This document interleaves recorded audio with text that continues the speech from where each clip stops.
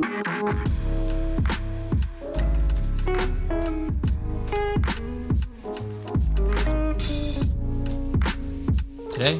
I'm going to show you a breakdown of how I shot this spec ad for the alcoholic beverage Campari. So I wanted to challenge myself to create the mood of this swanky, dimly lit bar all in one small room in my home. I also wanted to challenge myself to use the Zeppin Micro 2 motorized slider for at least one shot in this video because the awesome guys and gals over at Zeppin were kind enough to send over this slider to me to test out. So I thought this was the perfect opportunity to give it a shot.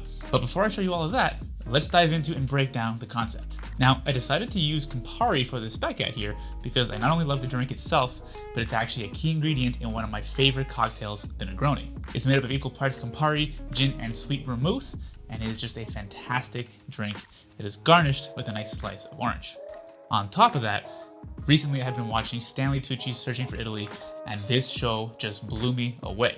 Coming from an Italian family myself, I thought it would be so awesome and fun to create a video that pays homage to my heritage, and watching Stanley's show just really put me more in touch with that more recently. At 65 years old, Stanley Tucci still screams sex appeal, and man, if I can only be half as cool as him when I'm his age, I'll be one happy man. He also actually posted a video to his Instagram, I believe last year at the beginning of all these shutdown orders on how to make a Negroni at home. He's a bit of a cocktail connoisseur and he loves making Negronis, and he showed the true proper way to make it. So I know I'm not using all of the best ingredients here. I know Campari is absolutely one of the main ingredients in it, but he would probably frown at my use of vermouth. But nonetheless, this was the biggest inspiration for me making this video. So this one's for you, Stanley. So for the concept here, I wanted to keep things quite simple, to show the process of creating a Negroni cocktail. Now, I know all the ingredients that go into a Negroni, and I know the basic process of doing it, so I didn't really write down all the steps and write down the whole process as I do with a lot of other videos I've worked on before. So I just kind of went with the flow for this one here today. One thing I knew for sure is that I wanted to incorporate red lighting in this video because the color red is such a huge part of Campari's identity, and visiting their website and their Instagram page shows just that.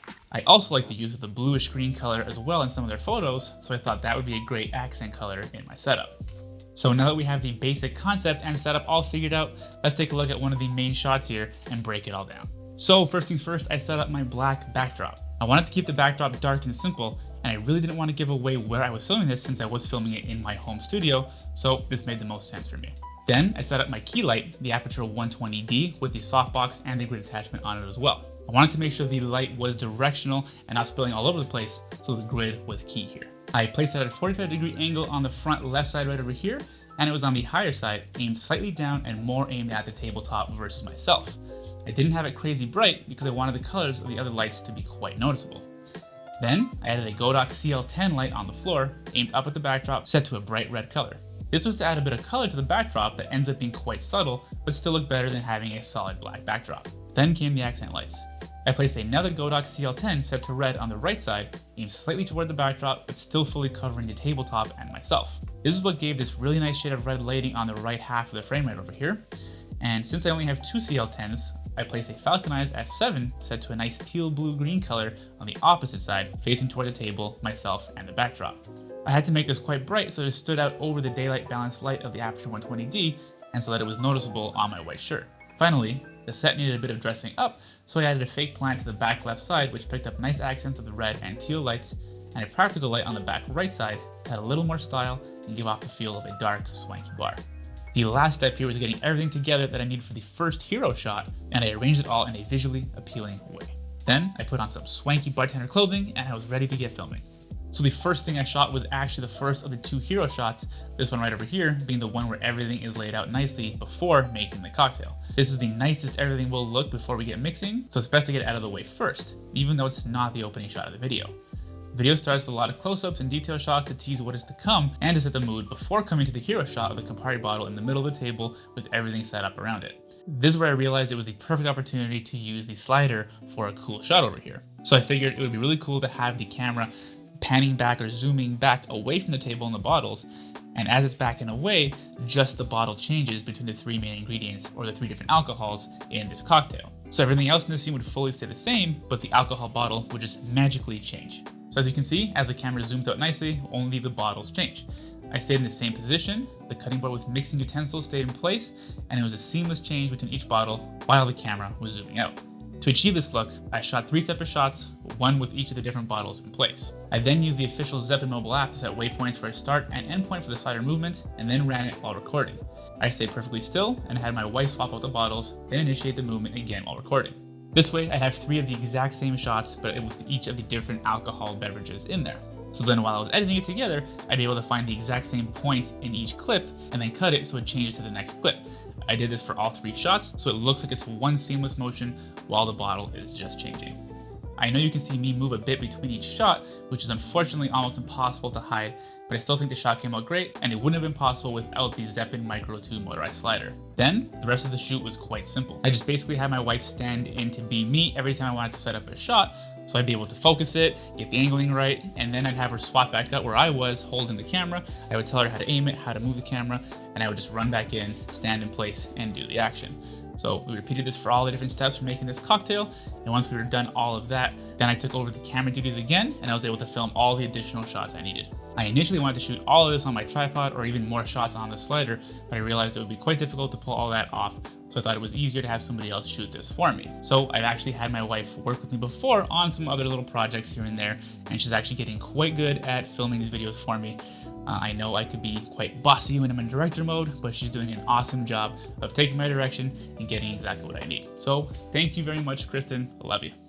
And when I was getting all my last few shots of all the close-ups, that's when I decided I wanted to get really creative, and I wanted to film something that would add some extra texture to really make things pop once you're actually watching the video. So that's why I decided to grab the mixing glass, because it had this really cool texture and this really cool pattern on the glass. So I figured this would be really cool if I were to bring it right up to the lens, angle it, move it around, and shoot through this. I decided to just aim it at different things, different lights, different objects, throw it out of focus, and I got this really cool effect of light streaks, of flaring, of bokeh that I could overlay on top of my footage. All I had to do in post was simply color grade it the same way I did my main footage, add a bit more contrast to it, and set the blending mode to screen.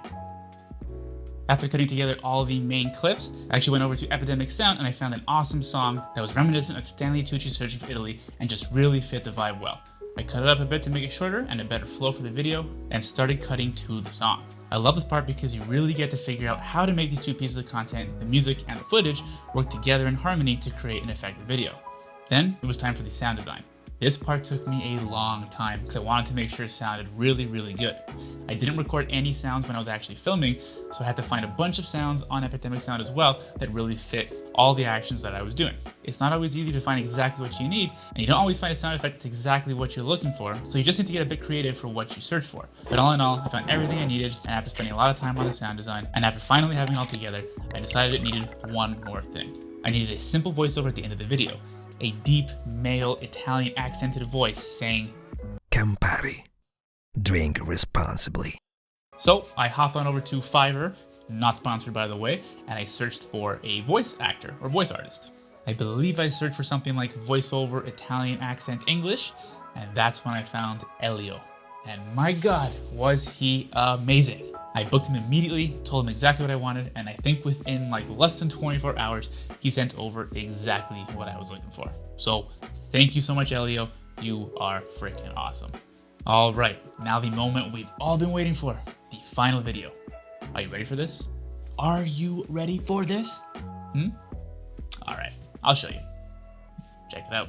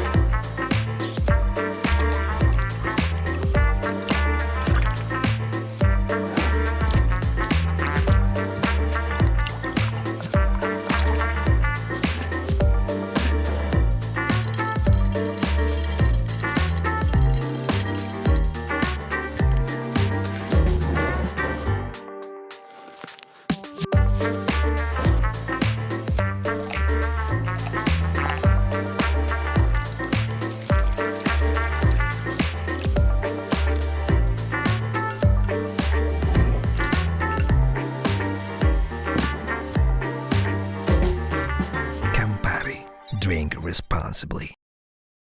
Well, there you have it. That is how I shot and created this spec ad for Campari, all from home in one small room, with a few colored lights, a few cool props, and a whole lot of creativity.